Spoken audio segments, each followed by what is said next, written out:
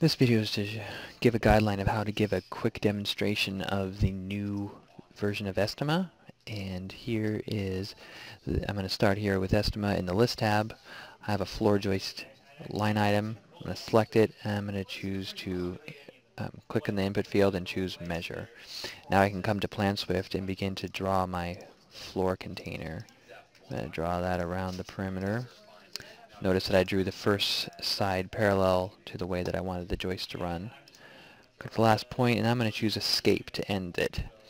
Now you see in this version I can come in and I can choose to click in the container and select directly on a member, and I've selected it now in the field without having to use the toolpad. In addition, I can also use a window to window around the labels of joists and select them all that way. In addition, Control and Shift also work for multi-selection. But once I have them selected, I can right-click. I can choose to assign to groups, assign plies, continue with, omit. I can do all these different functions not by having to go to the toolpad, but just by here in the interface. If I double-click, I can deselect those members. And now with nothing selected, I can right-click in the container and choose to add a new member, such as a flush beam, drop beam with split or without. I'm going to add a drop beam with a split here. I'm going to zoom in on this area and add a drop beam all the way down the middle. And now that it's completed, I can zoom out, and there we have, it's cut the joist out of array labels again. But now again, I can click into the container and I can click on this beam, and I've selected it without having to go to the toolpad. Right click and assign it to groups if I want to, or assign plies. So I'm going to assign 2 ply. I'm going to right click and assign it to group 5. In addition, I can also come in and choose to continue with, which continue with adopts the properties of the beam you've selected and allows you to draw another beam just like it.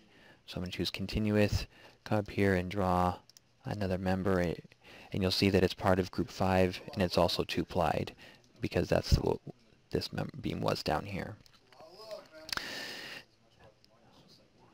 You can also come into the container and right-click, and other functions are available in the right-click menu as well without having to go to the toolpad, such as rims. I can add rim around the edge of the container all the way around the perimeter. So with all of that in place now, I can choose to link up some of these other products, such as I can come in, zoom in and click on the rim, come to Estima, I've picked my product, click in the input field and choose link, and it picks up all that rim.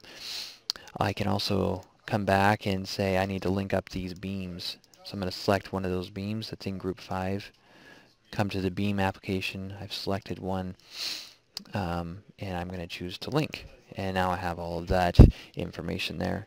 So you can link up multiple items, and once it's in place, then you can choose to create a layout. Of course, you'd want to start by coming to Estima and get to the proper zoom.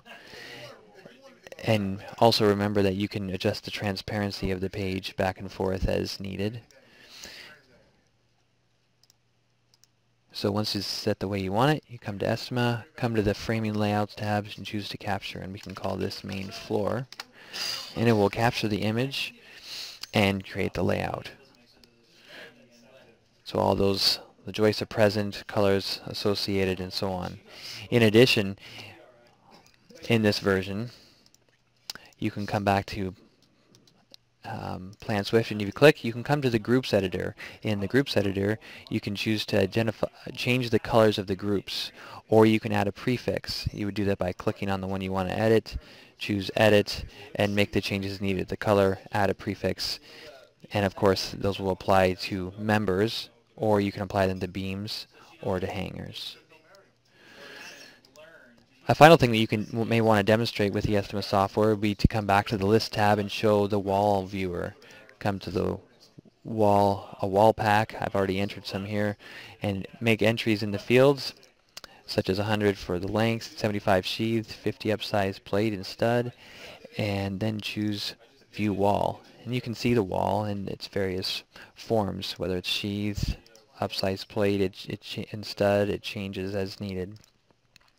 And then finally, you may want to take them and show them view a list in the output.